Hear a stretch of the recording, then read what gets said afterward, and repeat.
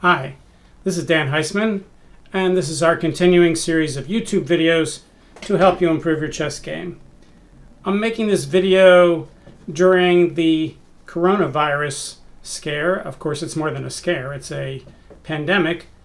And, people will be watching this video long after the pandemic's done. But I'd like to wish everyone who's watching it during this time that you are safe, your family is safe, everybody is healthy, and keep yourself as safe as possible. So I wanted to do that first. The second thing I want to do is say this is my 100th YouTube video. We started my channel in July, so it's taken about 8 months to make 100 videos. So what I'd like to do to celebrate the 100th video is to have a drawing for 2 free chess lessons. This is open to anybody who subscribes to my channel. And all you have to do is email me. I'm at danheisman@comcast.net, but you don't have to remember that. Just go to my website, danheisman.com, click on the envelope or click on Email Dan and send me an email. And last time I made a mistake and I didn't check my junk mail folder before I did the drawing for the free lesson. So I won't make that mistake again, but just to help make sure it doesn't go into the junk mail folder, I think if you put something like chess lesson drawing in the subject field, it's much less likely to go to the junk mail folder. So something like chess lesson drawing. And what I'm going to do is I'm going to draw 2 names at random from all the people who email me. And I think I'll set a deadline of March 18th, the end of the day, March 18th. So that'll give everybody about a full week to see the video or watch I'm going to put it on Facebook. I'll put it on Twitter. My people can follow me on Twitter and get my chess tip of the day. So I'm going to pick out 2 people for free lessons. They could be people that are already taking lessons. They could be people who never took lessons. There's no obligation. If you win the contest, you don't have to take 100 lessons from me. You can just take that one free lesson and say thanks. And that's what people do, and I understand. That's the whole idea of a free contest, is not to try to get not to get new students, but to give out a couple of free lessons for a thank you for subscribing to the channel. Okay, so having said that, I was trying to think of something special I could do for the 100th video, and I thought I'd just talk a little bit about, some of the things you can do to improve your chess. And we've done a lot of videos like this over the 100 where we kind of podcasted it a little bit and we talked about things we can do. So I wanted to summarize some, show a couple things. I picked out a student game at random where we can look up the opening, and we can use both the engine and the database to do that. And after every game that you play, you always want to go back and say, how could I have played better? If my opponent played the same line that he played against me in this game, where would I improve? There's always going to be a move where you could play better, and you want to find out what that move is. You could use a book, you could use a database, you could use an engine. So let's use an engine and do that. Let's show the top 3 moves, and every time someone makes a move, not every time, but as soon as someone makes a move where it really starts to drop down, we can see what the engine says they should have played. So let's shrink down the board a little bit. And let's tell Stockfish 11 to show us the top 3 moves. And let's go through the game. So white plays e4. Clearly he's not going to improve on that. Black plays e5. He could play a different defense, but that's perfectly good defense. Knight f3. Knight f6 Petrovs. So you can see the computer says that the Petrovs defense isn't the best defense, but it's not certainly a blunder or anything. It's very popular at the Grandmaster level. If you look it up in a database, it's going to say it's a very popular move, so black's not going to improve there. And now white's number 1 move, which I didn't know when I was starting out. And when I was starting out, knight takes e5 and d4 were both popular. Now it's become clear through computers and Grandmaster play that knight takes e5 is number 1. And white does that, so clearly he can't improve. And now it's a famous trap to take the pawn, knight takes e4. But it's kind of funny. Look at Stockfish. Stockfish says that falling into the trap is black's best move, which doesn't make any sense because the main line is the second best move. So here I would depend on the database a lot more than the engine, because I had no idea that Stockfish would say that falling into the trap is black's best move. Now, maybe at 24 ply, it's the best move, and when he gets to 30 or 35 ply, he's going to say that d6, the main move, is better. But black knew that, and he played d6, which is the correct move. White plays knight f3. Black takes the pawn. White plays queen e2. All right, so right there, the engine drops down the evaluation from 0.8 or 0.9 with the right move, or the best move, d4, and it says c4 is also okay. And queen e2 doesn't make the top 3. So if white's playing queen e2 because he doesn't know better and he thinks he wants to pin the knight to the king, the computer's telling him, hey, if you want to play the best line and you want to get a decent advantage, and certainly 0.6 or more is a decent advantage, you should be playing something like d4 here, which is the main move. So this is the move where white probably could improve on next time he plays. Queen e2 is a line, but it's a fairly rare line. And now it says, of course, black has to play queen e7 or he loses a piece. White's not only threatening queen takes e4 check, but also d3. So guarding the knight with a pawn or with a bishop or something just loses a piece. You have to guard the knight and get out of the pin.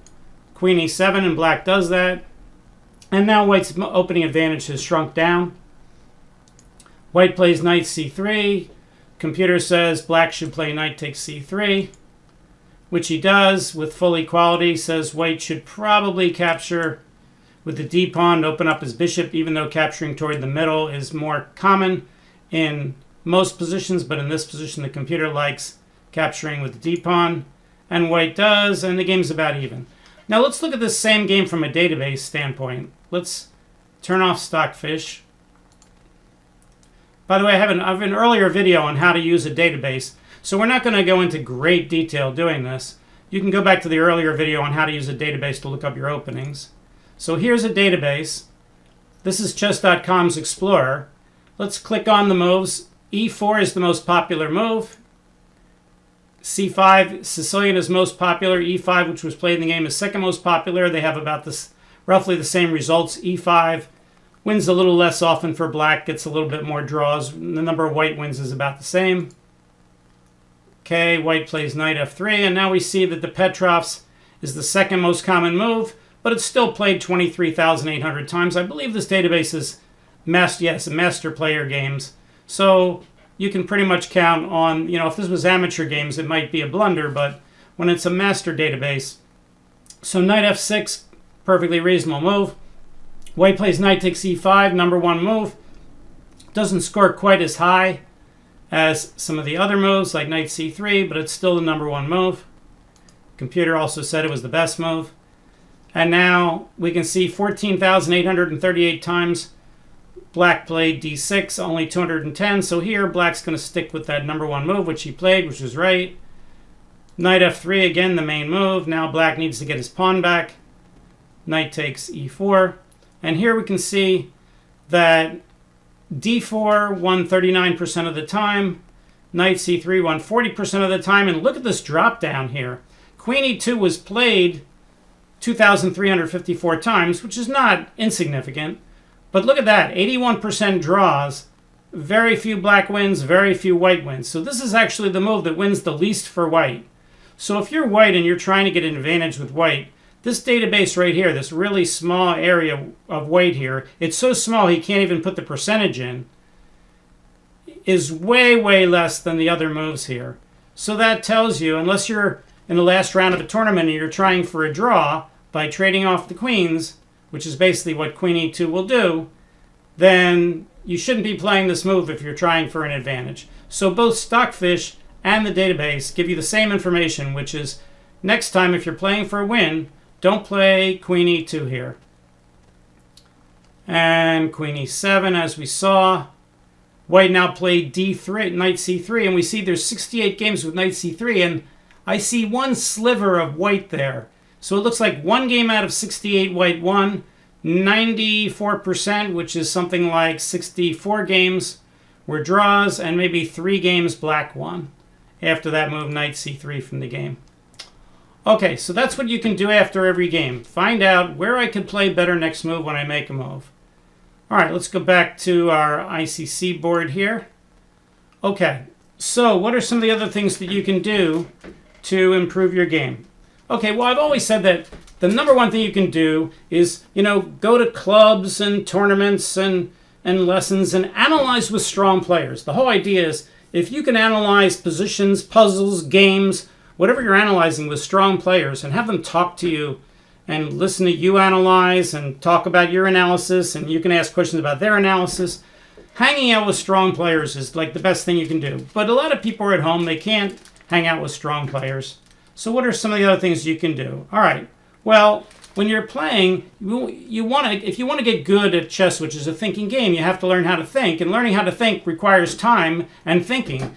So playing a bunch of 15-minute games is better than doing nothing, but if you really want to improve, you probably want to play much slower games, like 45-45, or when you go to a tournament, it's 75 and 10, or at the FIDE type of time control, which is 40 and 100 with a 30-second increment. And you want to not only play these long time control games, but you want to take your time. Not too much time, because time management's an important skill. You want to play, I call it the Goldilocks idea. You don't want to play it too fast. You don't want to play it too slow. You want to play just right. What's just right? Well, that means two things. One, pacing yourself so that at the end of the game, you have used almost all your time, assuming that there's a certain amount of moves you have to play, like 40 moves in 100 minutes. When you make your 40th move, you want to have only a minute or two left. The other thing is you want to allocate more time to your critical moves and less time to your obvious non-critical moves. So you don't want to play the opening super slow. My students who take 5 minutes to figure out if they should put their bishop on e2 or d3 are kind of just fooling themselves. Okay, what else could you do? Well, I always tell people, unless you're a really, really strong player, like rated over 2,000 FIDE or USCF, you want to do repetitious study of easy tactics. And I have a lot of trouble convincing people between 1,500 and 2,000 to do that. And that's because they can do all those problems easily and they get them all right, and they wonder, why am I wasting my time doing this if I'm going to get them all right? And the answer is, you're not studying them to get them right, to solve them. You're studying them so you can recognize them, so you can instantly say whether your move is safe or not.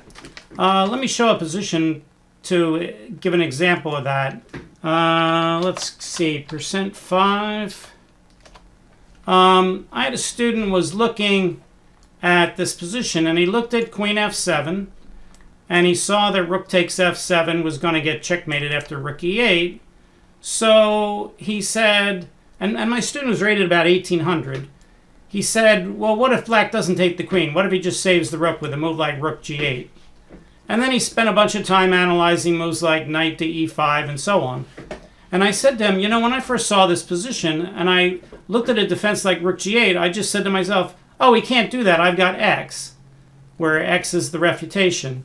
Can you see what white can do here that wins instantly? This is why you study easy tactics. If this was in a tactics book, my 1800 student would probably say, oh, this problem was too easy. I just played x and I won. But when he was analyzing, he missed it. He was looking at other things.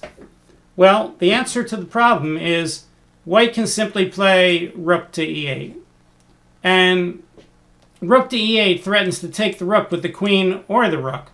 So the rook's attacked twice, but the rook can't be guarded. Queen takes c4 clearly gets mated against rook takes g8, besides losing the queen. And if rook takes e8, queen takes e8 is mate. So basically, rook to e8 is going to be mate like on the next move. There's no defense. And, when I give this puzzle or this position to really strong players, if they get that far, they don't hesitate on something like that. They just say, oh, you do that. But my student was 1800, and I mentioned him after the lesson, or after this part of the lesson, that, repetitious study of easy tactics, even at his level, can be extremely helpful. Okay, so let's just pull something up at random.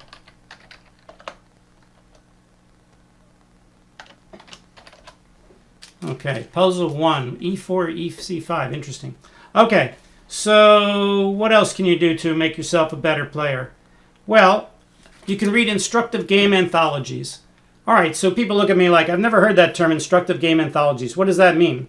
Well, game means it's a game book.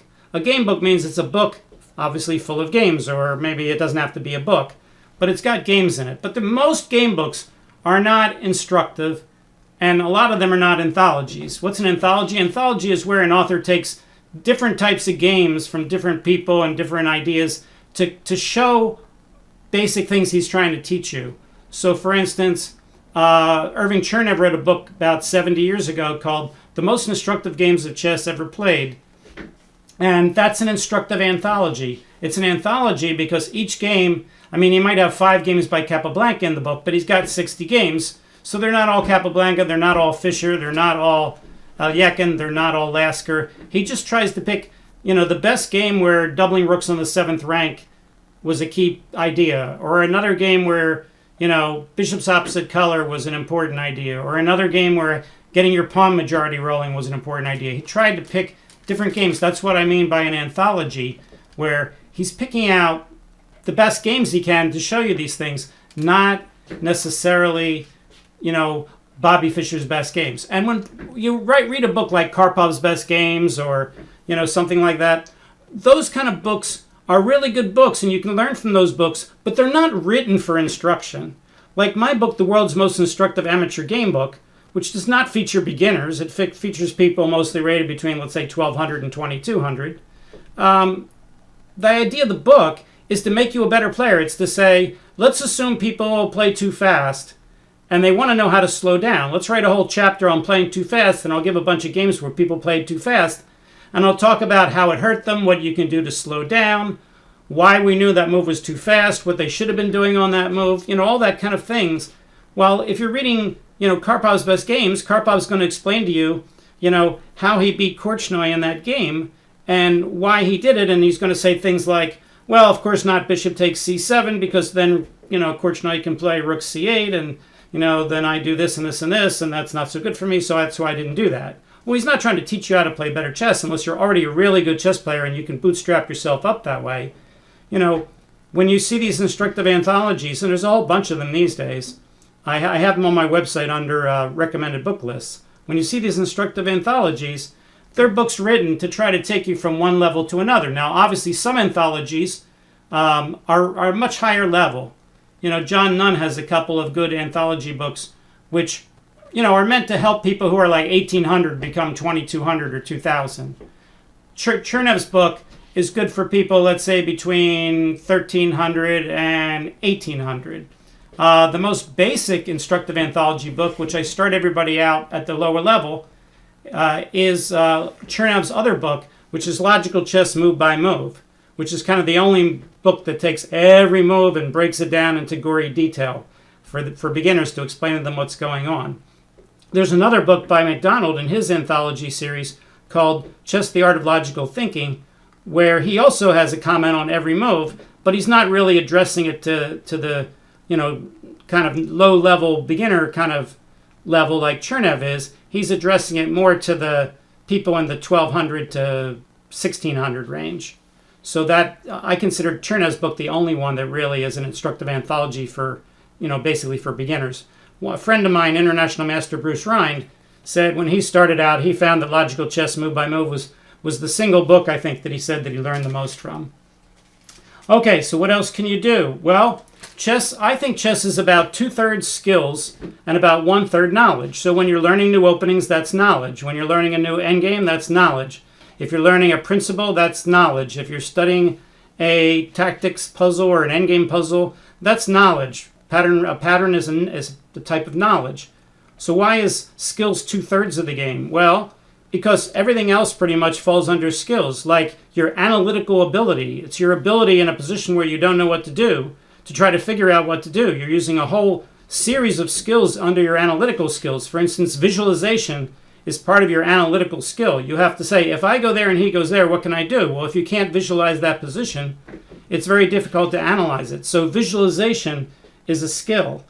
Time management, we talked about before, is a skill. When you sit down to play a game, if it's a 30-minute game, you're not going to handle the clock the same as if it's a 90-30 game. If it's a 15-minute game, you're going to do it differently. If it's a 15-minute game with 10-second increment, you're going to do it a little differently than a 15 game with no increment.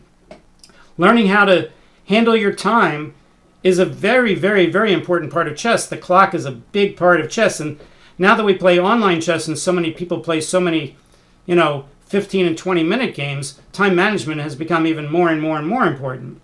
Criticality assessment is another important skill. Criticality assessment is your ability to look at a position and decide how much that finding the right moves in that position might affect the outcome of the game. If you're just trying to develop your pieces in the opening, let's say it's white's move in this position against the Sicilian, well, this isn't much of a critical position. If white wants to play knight c3 and go into the Grand Prix attack or the closed Sicilian, okay. If white wants to play knight f3 and go into an open Sicilian, okay. It doesn't decide the game which move you make. On the other hand, if we pull up the puzzle I showed in my very first video, let's see here, it's PTLib2 %235 in my library. Okay, so this is the position I showed in my first video, 99 videos ago, and it's white's move, and he can either take with the king or take with the pawn. Well, when I first saw this position in a student's game, I didn't know this was critical, but I assumed it was critical. I said, well, it's probably critical what white does here. So white needs to really take his time and figure this all out and figure out, of his possible moves that he can play here, whether he's going to get, well, he's not going to lose, but is he going to get a win or is he going to get a draw? And you can't just do it on general principles. You can't hand wave. You have to sit there and analyze and visualize and figure it all out and see which move is the best move. Good players can all do this, and when I give these kind of puzzles to weaker players, they really stumble and fumble around, and that's okay, that's understandable, but that's how you get to be a better player, is to learn how to analyze positions like this and improve your skills. Okay, another type of skill is your thought process. Chess is a thinking game, so obviously your process is important, and I've named some things that people do wrong. For instance, we talked about hand waving, where you make a move on general principles rather than actually analyzing the position. Like in this position, if you wanted to hand wave it, you could say, well, e takes f6 doubles and isolates my pawns, and doubled pawns are bad and isolated pawns are bad. But if I play king takes f6, my pawns are not doubled or isolated, and I'm attacking that pawn on f7, so therefore I'll play king f6. Well, that's not completely hand-waving, but that's a lot of hand-waving. You really didn't analyze any sequences of moves except for looking at white's two moves and just comparing them. You didn't look ahead to see whether he was winning or drawing in either case. So that's kind of hand-waving. Hope chess is when you make a move, and of course other people have said hope chess is anything you can hope for in chess, like you make a bad move and you hope your opponent doesn't see it, or you make a threat and hope your opponent doesn't see it. Well, those things are all, could be called hope chess. That's not what I ever meant. You could see my earlier video on hope chess. But I meant hope chess to mean you make a move without looking to see what your opponent's checks, captures, and threats can be on the next move. And then when he makes a check, a capture, a threat, you hope you can meet it. You hope there's a defense and you're just not losing the game instantly. Good players don't play that way. When they have a move, they look and see what their opponent can do on the next move, and they make sure they can meet it. So when their opponent does play a check, capture, and threat, they already know what they were planning to do, and then they just double check it and look for better moves, but at least they make sure that the game isn't going to end on the next move just because their opponent makes a check, capture, or threat. So not doing that, as I said, is hope chess, and that's part of your thought process. When you're doing that, you're making sure your move is safe. Making sure your own move is safe is probably more important than checking to see whether your opponent's move isn't safe. I mean, they're both really important because tactics decide games, but checking to see if your own move is safe before you play it and say, if I play this move, what makes it safe? And you need to analyze the position. You can't just look at it and say, it doesn't look dangerous, so I guess it's not. Well, what if your opponent has a tactic that you've never seen before, so you didn't see any danger, and then he just goes check, and you go, oh, gee, I never saw that before. Oh, that check wins the game, doesn't it? Oh, well, I guess I lose. Well, if you had analyzed the position instead of just looking for danger, you might have seen that your move wasn't safe. You could ask yourself, instead of saying, why did my opponent make that move, you could ask yourself the question, what are all the things that move does? Because suppose your opponent makes a move that does A, B, and C, and you say, why did he make that move? And you say, oh, he made it for reason A. Like, for instance, I attacked his queen, so therefore that's why he moved his queen. Because if he hadn't moved the queen, I would have taken it off with my bishop. Well, okay, but he might have moved his queen to a place where he's making other threats. And if you just say, I know why he moved the queen because I hit it with the bishop, you're going to miss all the things that he does. So you want to not ask yourself, why did he make that move? You want to ask, what are all the things that move does? Or at least all the pertinent things. You don't have to really find all the nitty-gritty, silly things. But you need to find all the pertinent things. Okay, and when you're making a move, what's your goal? Well, if you don't know what your goal is, It's to find the best move you can in a reasonable amount of time. A lot of times, there's several moves that are equally reasonable, and it's obvious, like in the opening. I could develop my knight to c3 first, or I could put my rook on e1. It doesn't really much matter. Okay, it's not that critical. But then other times it is more critical, and what you want to ask yourself is, have I really tried to prove or show that my move is at least as good as any other move on the board? If you're playing a slow game, you want to almost think of it as, suppose you're playing that slow game and you're up on the stage and there's a room full of grandmasters and you have a move picked out. Are you willing to argue with that whole room full of grandmasters that none of them can find a clearly better move than the one you're going to play? Well, if you're willing to do that and you're willing to argue with that room full of grandmasters that they can't possibly find a move that's clearly better than your move, then you're probably done and you can make your move. I talk about this in my novice nook called the 2 move triggers. Okay, so that's an important thing that you can do. And that leads to our last comment, which is when you're doing that, when you're trying to prove that your move is better than the other moves, you're simply following that really old advice, which is when you see a good move, don't play it, look for a better one. Okay, sit on your hands, see if you can find a better move. I would say that and the other principle in the opening, move every piece once before you move any piece twice, unless there's a tactic, are 2 of the things that my students tend to not do the most. So if you can fix yourself in doing those things, you're a step ahead of a lot of people right away. Okay, so this was my 100th video. As I said at the start of the video, if you'd like to get a free chess lesson, I'm going to give out 2 free lessons. There's no obligation for further lessons or anything like that. Email me. The easiest way is through my website, danheisman.com. Email me, and in the subject of the email, put something like chess lesson drawing. It doesn't have to be those exact words, but that hopefully that'll keep you out of the junk mail folder. But I promise you, before I do the drawing, I'm going to pick 2 random emails. I will look at my junk mail folder, unlike last time when I didn't realize that and I had a whole bunch of people there that didn't get part of the original drawing. Okay, thanks a lot. If you enjoy the video, hit the like button. If you haven't subscribed yet to the channel, subscribe. My contest is only open to those who subscribe to the channel, but subscribing is just clicking on a button. It doesn't cost you anything. So if you do that and you send the email, I don't check everybody who sends the email to see if they're really a subscriber. I take people's word for it. So, but thanks again. I will see you next time. Bye.